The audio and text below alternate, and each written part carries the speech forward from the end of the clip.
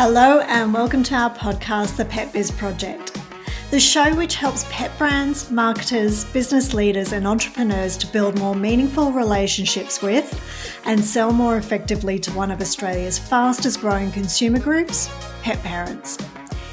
Each fortnight we chat with a marketing specialist, pet brand or simply hop on ourselves to share with you invaluable insights and inspiration on how to grow your business and more effectively connect with this influential consumer. Thank you for joining us.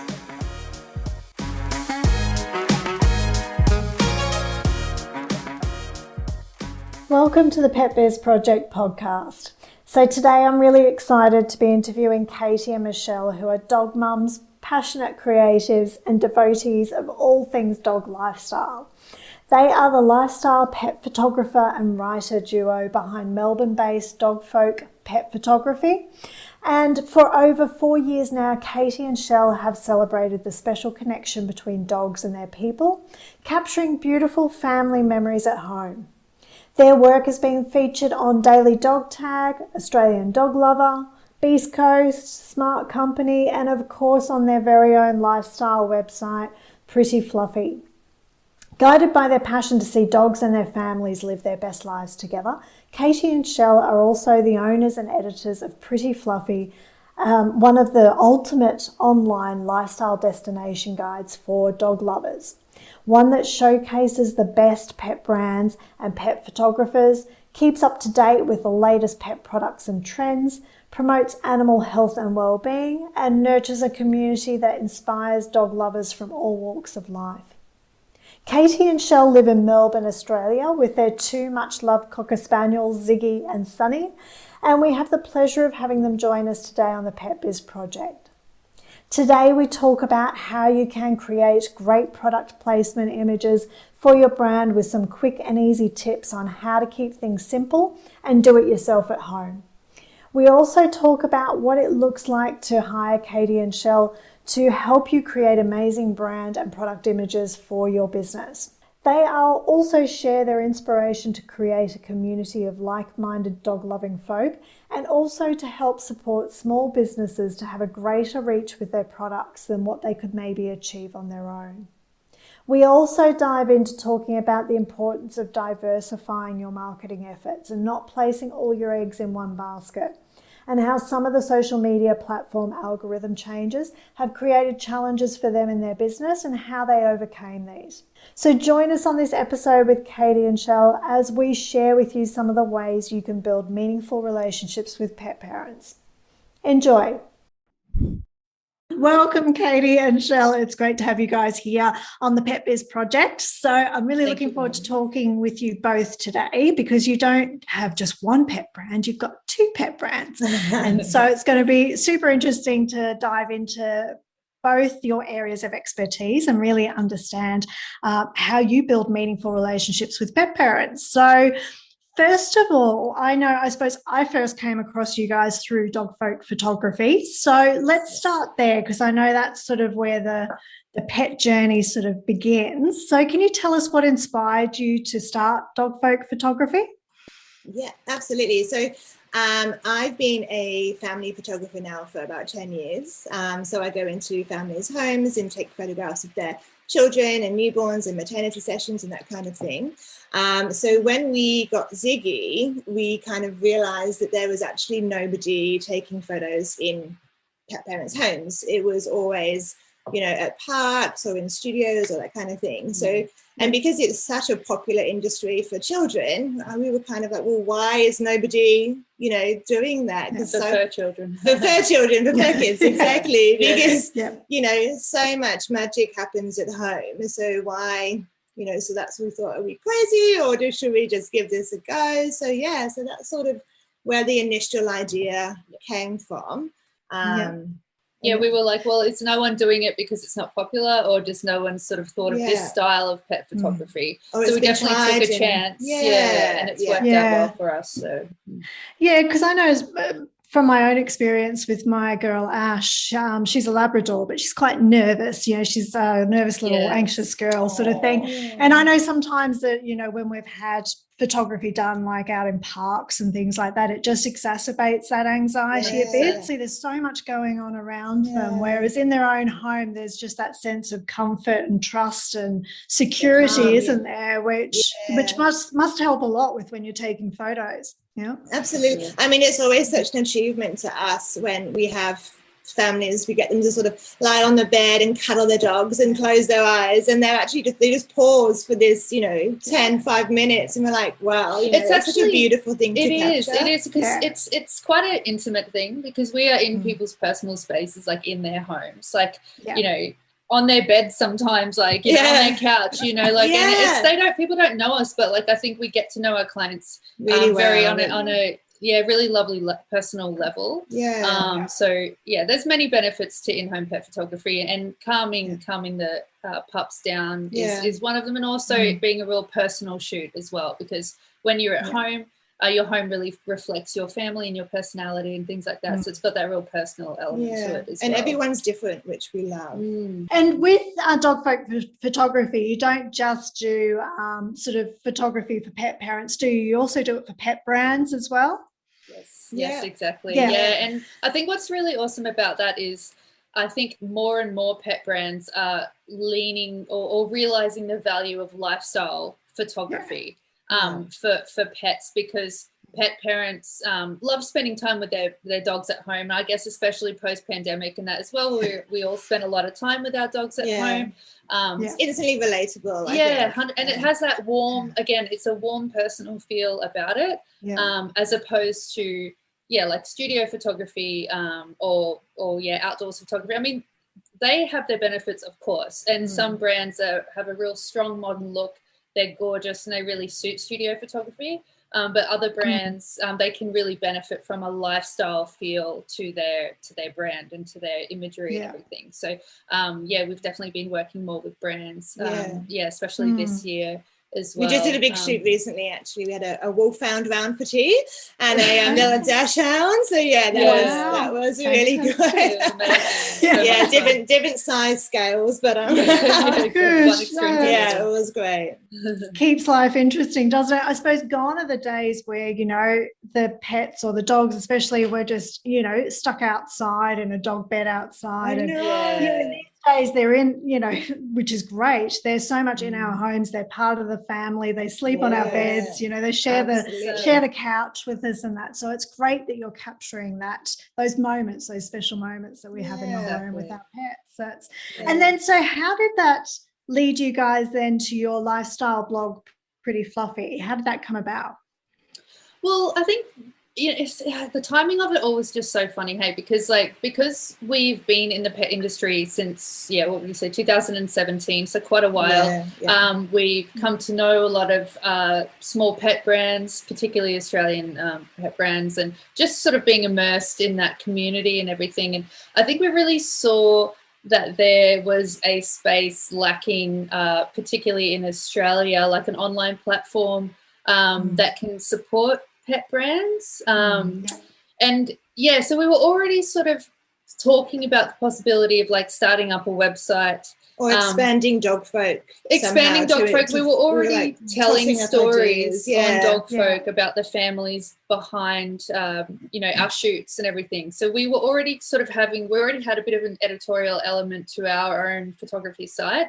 So we were already sort of having some ideas about another platform, and then it just so happened that Pretty Fluffy went up for sale, which was quite amazing because, Serena, who's the original editor of Pretty Fluffy, just amazing. Like, she was one of the OG dog bloggers. She really was. This was 10 years ago. I mean, I think she started 2011, something like that. So, so we were like, well, why start something from scratch when we can take over a platform that's been it's been so admired and held up in the sort of dog lovers community from dog mums, and not just in Australia but in America in particular. It's really for popular 10 years. Because you've got it very much a global audience with Pretty Fluffy, haven't you? Yeah, thank you. Yeah, our readership is majority US based.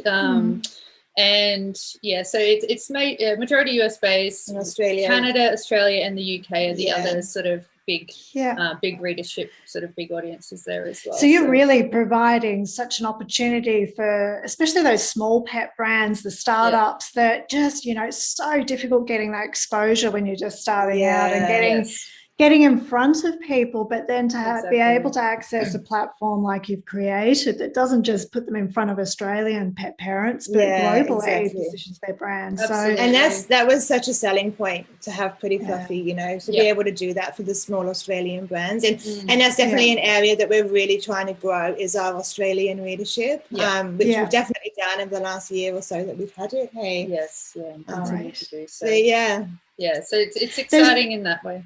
And you've got so much educational content on there as well, isn't it? It's like anything you want to know, any product you're looking for or any recipes or tips on photography and things, it's all there. Just the different pillars of content that you've captured is amazing. It's basically a visualization of our brain. Of all of our ideas, all of our tabs. And it's just going to keep growing and growing. Well, and it's funny that you say that too, because there's new sort of topics, I guess you could say, that we'd like to focus on a little bit as well. Like, we Pretty Fluffy, I feel is very distinct, unique looking platform because it's very stylish. Like, it has a great aesthetic, a very modern feel, very on trend. And so we'd like to sort of we do a lot of product roundups because we have Katy in particular, shopaholic. Love it. There's always things being delivered to our house. So she really has a sort of eye on the trend of products that are, trending and things like that. Did I read that Ziggy's got like 7 dog beds or something? Oh, let's not get into details. Okay? Don't judge us. Okay. 7, and she's already talking about more. So it's like there needs to be like every room of the house. You got to test different purposes. Exactly. Oh yeah, exactly. You got to practice what you preach. Yeah, exactly. I know. I was just saying. I was just saying to Katy, just as a fun little reel we could do on Instagram, we have a toy box full of beautiful toys, stylish, good quality from toys. all around the world. From all around the world. And Sonny loves to play with cardboard toilet rolls. It's like it's his favorite thing ever. It's funny. Go back to basics, hey? Yeah, exactly. Sometimes the products are more for us than they are for the dog. It's all about the aesthetic. Exactly. So that was just some of the content we were looking at doing. It's expanding and just kind of keeping it related to this sort of fun, modern, stylish. Like, I'd love to do more celebrity pets, like dogs' weddings, pop culture stuff, like events as well. So there's a few more topics we want to sort of probably focus a bit less on, and put some more emphasis on that sort of pop culture content as well. Fantastic. So, I mean, you guys, when I look at both Dogfolk Photography and Pretty Fluffy, I don't see you guys hiding behind the camera or hiding behind the blog. You very much put yourselves out there and share your story and why you're so inspired about what you do. How do you think that impacts building trust with people when they first discover you? Do you think it has a big impact? Yeah, definitely. Particularly with Dogfolk, because I think anybody that comes to Dogfolk, especially the website, and they see us and they can hear our tone, I think they know straight away that they found their people, and vice versa. So you've got this thing, with dogs, this thing in connection already, so we've already got that foundation, and we're so passionate about what we do, and I think that comes across it's a bit infectious, I think. Yeah, absolutely. And we are pet parents as well. We're dog mums. And this is our community. So our clients through Dogfolk, for example, we are who we offer our services to, and it's very similar to Pretty Fluffy. Exactly. Because that's a B2B and B2C audience, but in both respects, like, we're all part of this dog mum or pet parent community. So there's that connection there, and it's all very relatable. And exactly. Yeah, they need to feel like that you get them, I suppose, coming into the home and stuff. They need to feel like you understand, any fears or, you know, things they might be feeling nervous or anxious about or something that could then impact the pets as well. So that's good. Absolutely. And I think 100%. We don't hide the fact that we are a little bit awkward in front of the camera ourselves. And I think that in itself is quite relatable for people, you know, so we're not going in saying this is going to be easy. Like, you know, we understand that it's uncomfortable and you're feeling vulnerable and we get it, but you're going to love this when, you know, down the line when you've got your photography and that kind of thing. So because we I mean, yes, we do share like photos of ourselves occasionally on, say, Dogfolk and Pretty Fluffy, but it is definitely something more we would like to do more of. But we're not super comfortable with getting on video. I mean, a lot of people can relate to that. A lot of people, especially going on like lives. I know. And I think people are surprised when they hear us say that, but it is true. It's true. We really don't like it. We love, but the thing is, every time we do, we have such great feedback from everyone. We need to see you more. I know. But we're like, I'll stay behind the camera. Yeah, exactly. I know. And I'm the same. I hate being on film. I hate having my picture taken, sort of thing. But, you know, even just with us starting our podcast and, you know, we put a video version on YouTube and we have the audio, just the amount of relationships that has brought to us and opened so many doors in just building trust with people and letting them in a little bit to get to know us before they actually reach out. And, you know, it makes such a difference for businesses. And a common concern that I hear from business owners is like, well, if I put my face over everything and if I'm the brand, then what happens if I want to sell that business or something in the future? But I just never see that being a hindrance sort of thing, because you can always start to distance yourself or something as you sell the business. But it makes such a difference with building trust, I think. Just showing a little bit of yourself. So absolutely. And you're going to be more top of mind for those people because you've made an impression with your personality or just being yourself. So there's huge benefits in doing that. Yeah, and it's such an emotional bond between pet parents and their pets that you have to go to that emotional place with showing yourself, I think. So absolutely. That trust. So fantastic. So I know you guys have helped us with commercial photography with pet brands as well, and you know, we just hear raving reviews about what you guys do. But can you explain, because it's fantastic photography, can you explain for those that aren't familiar with commercial pet photography, or maybe they're a startup and they haven't even considered getting somebody professional to take their product photos or something? Can you walk us through a little bit like what it looks like to work with you in terms of commercial photography for pet brands? Yeah, well, I suppose it's different because when you say commercial pet photography, it can be different because, I mean, you can do little product shoots or that don't have dog models involved, or you can have a big on-set absolutely home, on location, several dogs, several outfits, that sort of thing. I mean, the biggest commercial shoot we've done was we flew up to Sydney and went into the offices of a Pet Shell, a pet company, pet insurance company. And that was incredible experience. That was the absolute best, wasn't it? It's so diverse. But I guess, I mean, the initial thing would be we just discuss the product and we just see, because every photo has a different vibe and every brand has a different vibe. So, you know, I think that we're very open to sort of what people want I think the in-home thing really sells.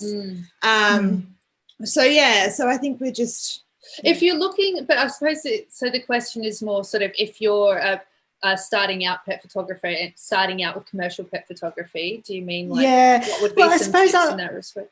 Yeah, what I'm thinking of is particularly, I mean, we as Pet Biz creatives, we particularly work with like startups and small businesses that, you know, they've got one product or a small range of products and they're just trying to grow their presence, and they might get to a point where they're starting to think about paid advertising or something like that to send more traffic to their brand. And they realize that they need content and good quality content too, not just like getting your phone out and taking a quick shot. So That's usually when we hear from clients, I suppose, when they're looking for, okay, I need somebody that knows what they're doing, that's going to get the right shots that I can use for, promoting my product and getting the best results from new traffic. And I suppose you guys guide that process a bit with those brands as well, don't you? Telling them what kinds of photos would work well for their products. Totally, yeah. And that's the good thing about doing in-home, being able to shoot in-home as well. We have a beautifully a naturally lit home. We also have a small studio space. So we've got more flexibility to do different size shoots as well. It's not like every shoot we do is going to be on set somewhere at a huge cost. A lot of startup brands, of course, their budgets are, very stretched. Super small. So, we talk to clients and just talk about their needs and what's the priority at the moment. Like, we can do bit by bit. So they've just got some content for now and then revisit later, take it step by step. It doesn't have to be overwhelming for them. And we can offer a range of styles, we've got backdrops and everything if you want. And usually they have like a rough idea. Yeah. So a mood boards are always a great starting point, just so everyone's on the same page. And some things wouldn't be a fit for us, but those things would be they'd come up, because all people have to go by is their competitors usually. So they're like, we love this by this brand. Can we create something similar? Or similar, different? Same, but different. Yes. So I think mood boards are definitely a great starting point, and then you sort of go from there. We'll just encourage any small brand to just talk to us. Just start a conversation. Because we totally understand that having small businesses ourselves, like you're trying to wear so many hats and everything, and it all can feel a bit overwhelming. But so many hats. We can make that process so much easier for people because we've got so much experience with it, and we've got ideas and props and all that sort of. Yeah, it's just that challenge as a small business owner, isn't it? When you're starting to grow, but it's like, when do I start to outsource things, and when do I just bootstrap it and try and do it myself? And wear all those hats. It is very difficult. And I agree. I think you just got to reach out to, people that provide service that you feel attracted to, because then, quite often just having a conversation, you become clear about, okay, this is the right time for me to do this, or no, it might not be just now or something. The budget doesn't allow it just yet. So for those ones that, I suppose, those small business owners that just aren't anywhere near being able to, hire somebody like yourselves to help with their photography, I know you've got some great blogs and things on this topic, but can you just share with us just some of your top tips on how to get good photos when you're dealing with animals, and pets? It can be a little bit of a challenge getting the right photos. Do you have any tips on how to do that for small businesses? Yeah, I think the first most underrated thing is lights. Like you can have the most gorgeous dog and the most fantastic products, but if you're trying to photograph it in a dark spot or a cluttered spot, it's never going to look good. So definitely tip number one is find a beautifully lit spot, and that can be right next to a window, outdoors, slightly even. Open your door, anything like that. If you're working in a tight space, you can even put a table up so you're sort of, up high next to the window. That's definitely an option. It's actually amazing, like how you can create a beautiful little space with just a very small amount of space. Like you could go into a room and be like, oh my gosh, this room's a nightmare. But if you just clear a little section of it near a window, you'd be quite amazed at like how that photo can turn out. Absolutely. And you really, I guess, as well, I'm a sucker for this as well. At the start of my career, there's so much noise out there. There's so many photographers and images out there that you want. A bit of this, you want this preset, you want that preset, you want all of these things in this shot. When I think over time you've got to learn that the best thing really is to strip it all back. Less is definitely more. And sometimes Shell even has to tell me that, because I'm just like, I lose my way sometimes even now, but you just want to get everything in, but you really want that product to shine. So really focus on the product, and you kind of want it in a subtle lifestyle setting, so you can have like a pop of a plant here or the dog's nose here. You don't necessarily need everything, because your feed is going to look hectic if all of your shots are really busy. So really work with that negative space. Yeah, and that's true, and that's a good point too. Is just really like detailed shots of the products as well. Yeah, it can be like a crop, because I'm all about an Instagram aesthetic. There's nothing that gets me more excited than a beautiful Instagram aesthetic. So when you're photographing, just have that in mind. You know, a shot with your dog here is not necessarily going to look great with a shot next to your dog here. So just think, you know, negative space, bright. Don't go too crazy on presets. Just choose one and stick to it. That would be my. Because I would even think, you know, I think it can be so easy to overthink content, but people are so just interested in behind the scenes of brands and the stories of brands as well. So even simple photos from a small brand. So like if you just, I don't know, say you're photographing a harness, for example, and you just cropped into a section of the print or something, and you got a little bit of, I don't know, a plant on the side or a little bit of the logo of the thing. And and you've taken that photo because the social media post is actually talking about what inspired you to choose that print for that harness. You know what I mean? And that's the story behind the brand. Yeah. But just having confidence in making those simplifying it a little bit. Not trying to overdo it. Not trying to overthink it or overstyle, which is easy to do, you know. Totally. But, I mean, even like I said, even I still do it occasionally, you know. It's just say, no, that's not right. No, and I mean, we've just completed a big research project with pet parents, and you know, it was surprising for us. The number one thing that was important to them was the quality of the product. You know, that if they were going to be spending a good amount of money on it, they want to make sure that it's going to last a long time, that it's, you know, going to fit well, that it's, you know, made from good quality materials. So I suppose, again, that's where honing in on the quality and the detail and like the product. brass, little notches or the seams, and that works beautifully with your Instagram feed. You know, those really simple, can be colourful or neutral shots of those details will work beautifully. Yeah, because I suppose, especially for e-commerce brands, you know, the person doesn't necessarily have that in-person shopping experience that you would have going into a store. So the more the images can relay what it actually, the product's like on different sized animals, different breeds, things like that, the more you can show that variety, I suppose, is going to help too. It's all this, you know, personalized shopping that's coming in with e-commerce these days, where if you can give them an experience like they're in a store, then you know, it really helps with your brand. So they're great tips, and you guys have some blogs and that on your websites as well, don't you, with further information and tips and guides on taking great photos of pets, don't you? So people can find more there. So what's the plans for Pretty Fluffy then? Where do you guys see it growing to? Well, the good thing, we've got a few ideas with Pretty Fluffy. The really good thing with Pretty Fluffy is it's great as it is. It just needs some refinement in some areas and a focus on some areas to grow further. So I think, you know, well, we think the editorial side of Pretty Fluffy is bang on, right? The content is beautiful, and we get great feedback about how the website looks, the style, just everything about that.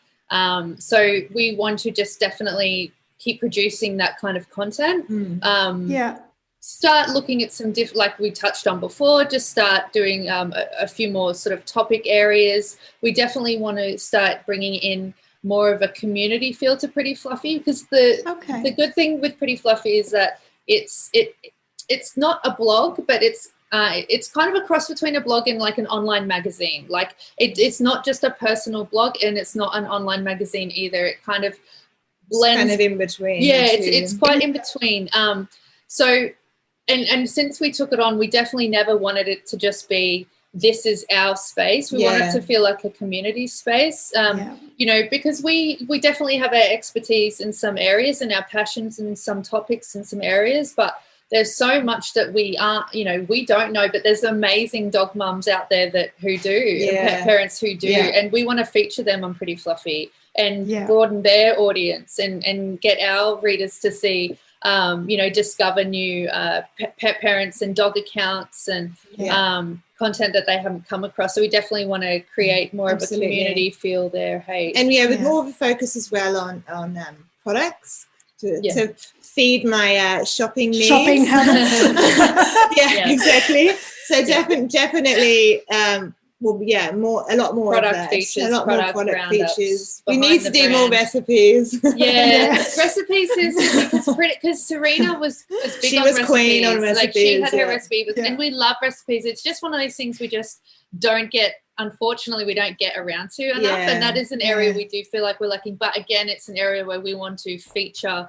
Bringing somebody in, her parents being absolutely, and we just want we definitely want to increase the features. I'm pretty and open it up. I mean, just some of the recipes out there these days are amazing. Like, I know, licky mats and things. Oh my gosh, it's like a gourmet.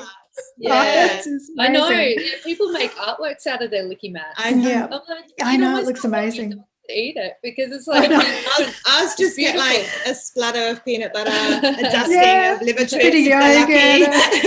Exactly. Well, and also I've got a Labrador. It literally lasts 1 second, if that. So it's just not worth spending so much time making it look beautiful, because she just destroys it in a second. Yeah, I know. You get to appreciate it for a minute though, so that's okay. That is good. That's great, because I think one thing I've noticed a lot working in the pet space over the years is that there's less competition mindset out there these days. Like, I think I noticed probably about 3-4 years ago, there was a lot of competition mindset between like different pet businesses, and they're starting up doing something like me, but it's so much more community based these days, especially since COVID and lockdowns and that. There was this huge boom in, especially online pet businesses just starting up. But I think it's lovely to see that there is so much collaboration and partnerships happening, which is really amazing, and helping each other to grow. So it's great that you've got that mindset with going forward with Pretty Fluffy. It's a great opportunity for pet brands. Absolutely. And it is such a supportive community as well. I mean, again, it comes back to, we all relate to, it's not easy to run a small business. And we know, because we're doing 2 of them, we definitely help each other out in that sense. There's that support within the community, and that everyone wants to see everyone else do well, because we all love it. We love what we do. That's why we're here. We just want to see everyone succeed. And there's a lot of businesses where everybody's out there for like inspiration and purpose and meaning. It's not about making a buck sort of thing, making money sort of thing. It's driven by emotion rather than the money side of things. So I think that makes for great collaboration opportunities and stuff as well. So that brings me on to the fact that you guys run 2 businesses. What are some of the challenges that you guys have faced that along the way that you and how did you sort of overcome them? I guess with Dogfolk, I mean, we touched on it earlier, but early days of Dogfolk, I mean, like with any business, particularly a very niche business, it took a long time to really, get off its feet, I suppose. So, I mean, it was a tricky one, because we believed in it so much, but it's just like, it wasn't necessarily taking off as quickly as we thought it would. Because we were also working virtually full time at the time. So it's like, you've got to put so much energy, especially right at the start, around other work and commitments. Yeah, because you can't just quit your day job, right, and become a photographer or start a business. Still got bills.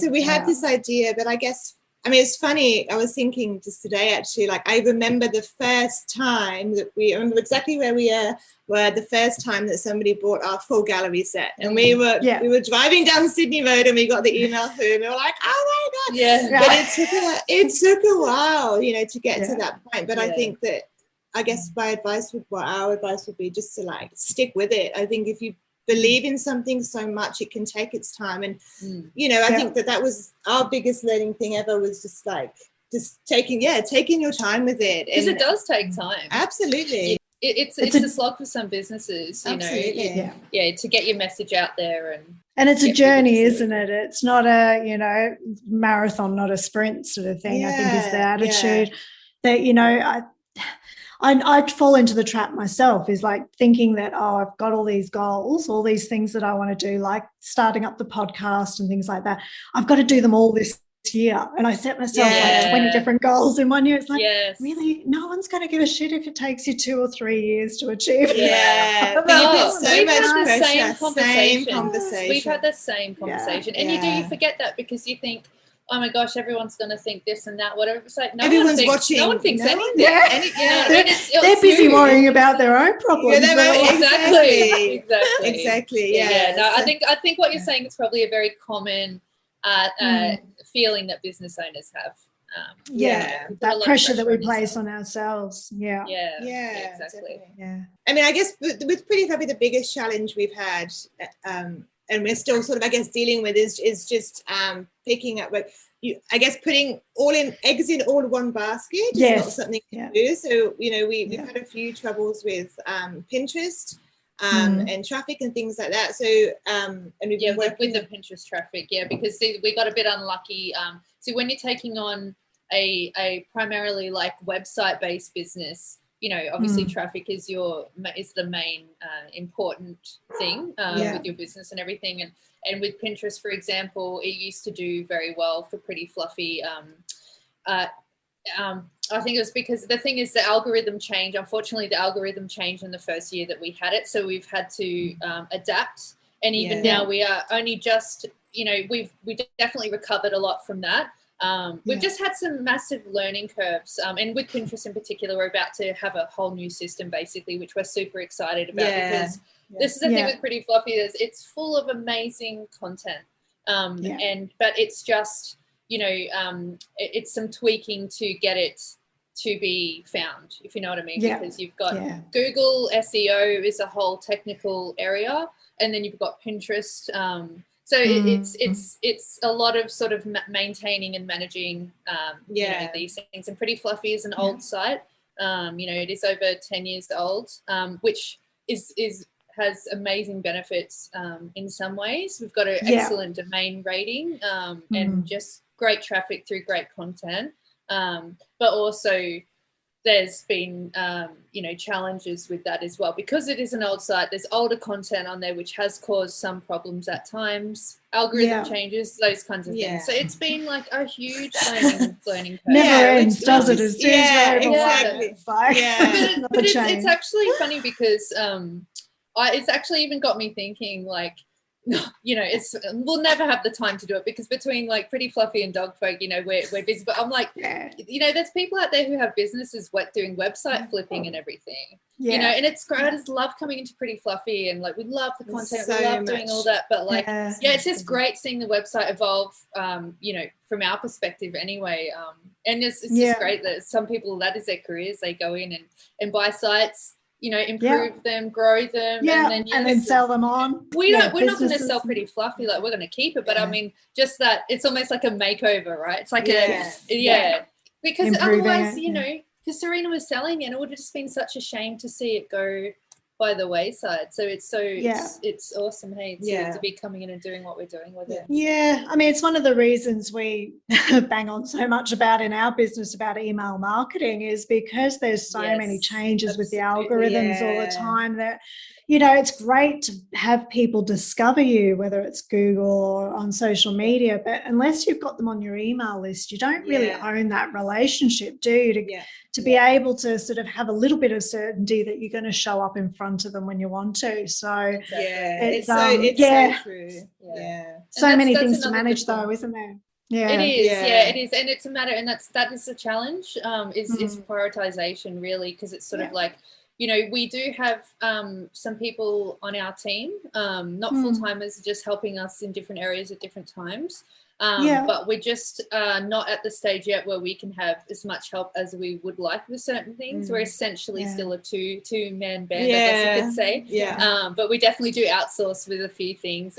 So it's a juggle, right? Because you're just sort of like, okay, well, this needs to be done, but so does this and everything. And that's ongoing. Priorities. I think we've really, in the last sort of 6 months, I think we've really realized, okay, well, I mean, Instagram, I feel like is just dying. So it's like I think we need to realize where to put our time and efforts, because it is just the two of us. So we're like, we put so much into Instagram at the start, and now we're like, you know what, it's actually not working for us to do that. We need to step back and put our time into Pinterest and Google and SEO content, so then so I think not that we weren't before, but it's just sort of like we were probably on reflection, probably doing a little bit too much on Instagram, and that's changed now. And we see a lot of clients get distracted by things like TikTok and that, and it's just the next thing, you know. As soon as paid advertising booms on that platform, everybody will move off that one too. It's like it's everything's a cycle. So I think it's having those long-term strategies like you're doing with SEO and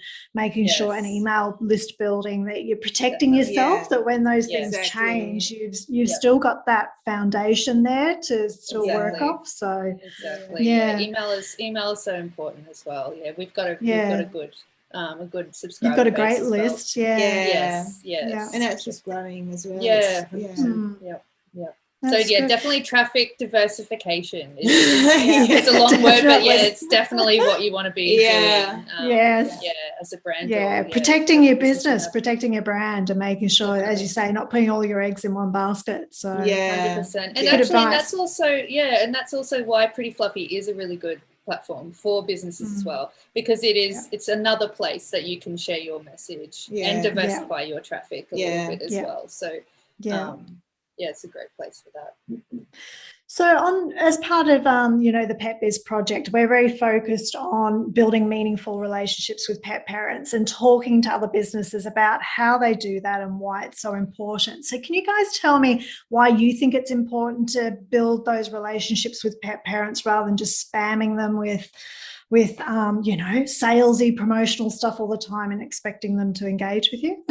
Well, look, would you like to answer? Did you want me to take this one? I think we will both say. I think we'll both say the same thing. I think I know it. I mean, we don't want to be a cliche, but you just got to be authentic. You know what I mean? I know. I hate that word. We hate that word.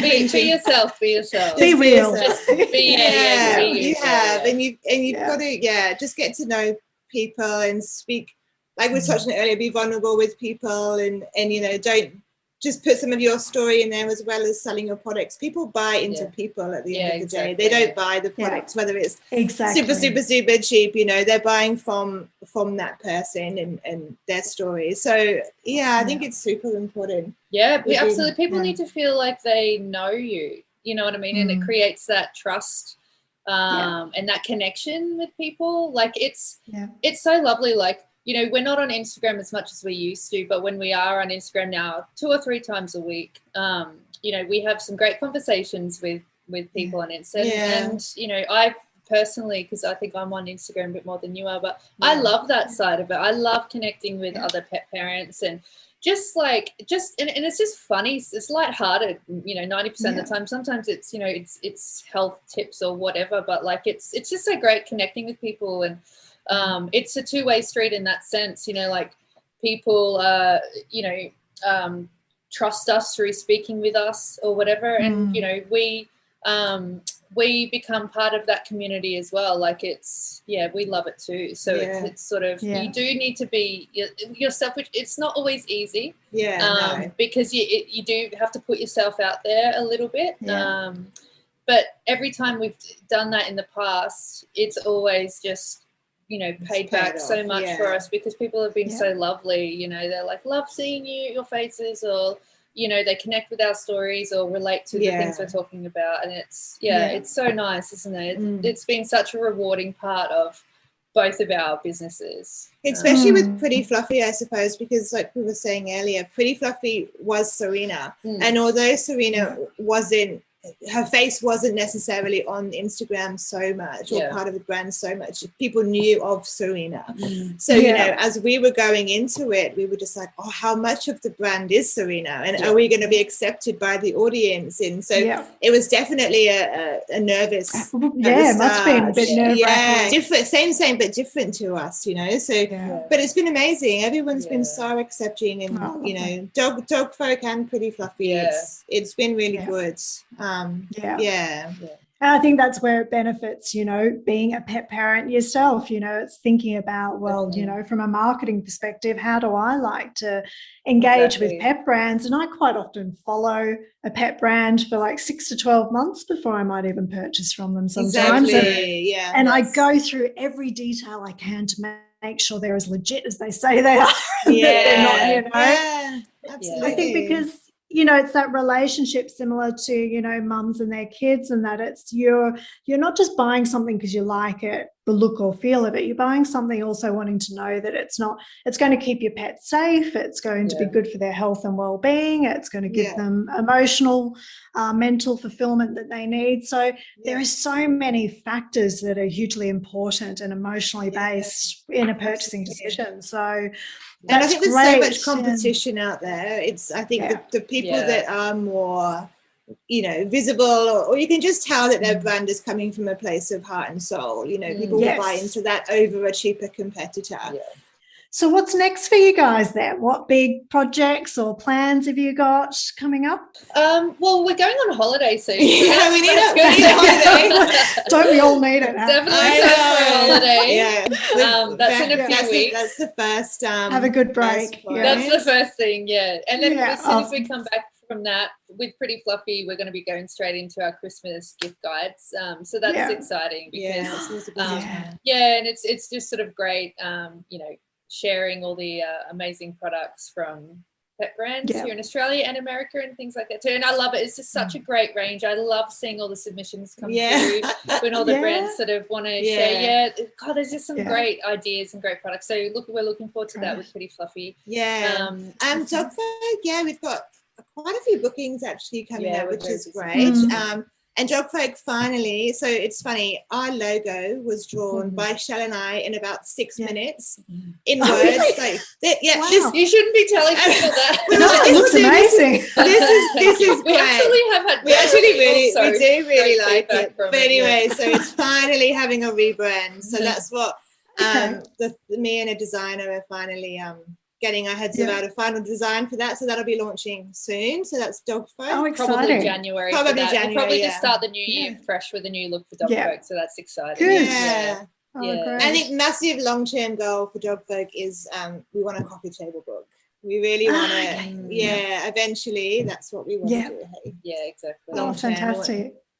In-home dogs of Melbourne. Good. We look forward to seeing it when you get around and get the time to do it. So it's fantastic.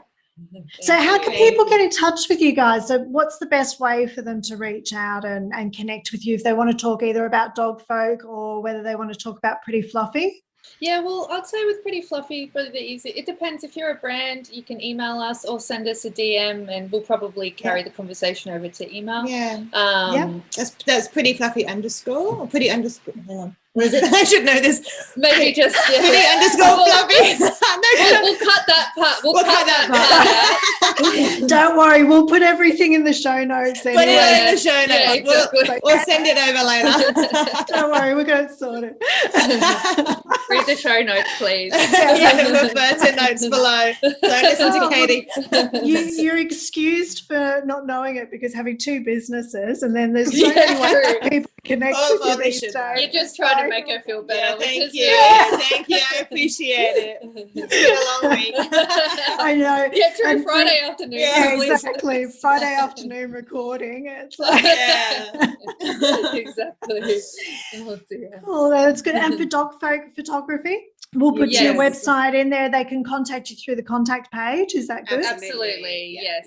Fantastic. And you can send us a DM. We get DMs as well. That's fine too. Yeah. That's at Dogfolk _. Yeah, I won't tell you what was that one. No, I know that one. Dogfolk _ Yeah. That's great. It's been absolutely wonderful having you guys on. I was really looking forward to recording this episode. So thank you so much for making time for us, and all the best with Dogfolk photography and Pretty Fluffy. I just love following them both and seeing the content you guys put out. So all the best for the lead up to the Christmas period. And we'll catch you soon. Thanks. Thank you so much. Thank you. Thanks for joining us again on the show today. We're so grateful for your support and all the amazing feedback we're receiving about the Pet Biz Project podcast so far. And of course, I'm so grateful to have had Katy and Michelle on the show today, and for all the great tips from Dogfolk Photography and Pretty Fluffy, the ultimate online destination for dog lovers. Make sure you reach out to Katy and Shell using the links in the show notes if you have any questions or would like to connect with them personally. One aspect of this episode I really would love for you to go away and think about in your own business is how you can increase diversification in how you engage and connect with pet parents and bring them in, draw them in to nurture them with your brand. Remember the importance of not placing all your eggs in one basket, as you never know what challenges we might all face as business owners moving forward. Just always be aware of the pros and cons with any medium you choose to invest your time, energy and money in, and don't just rely on one. Now ensure you go and subscribe to the Pet Biz Project podcast so that you're notified whenever we drop a new episode, but you can be sure that we'll be publishing new content for you every 2 weeks. Thank you so much for listening. You've been listening to the Pet Biz Project podcast, the show which helps you to build meaningful relationships with and sell more effectively to one of Australia's fastest growing consumer groups, pet parents. If you've enjoyed this episode, please leave a rating and review and tell us what your key takeaway was or what ideas you're going to go and implement into your own business. If you would like to get the show notes from today's episode or any of the links mentioned at all you need to do is head over to petbizcreatives.com/podcast. Don't forget to sign up to our newsletter as well, where we'll let you know when the next episode is released and also share additional exclusive resources with you. Thanks for listening.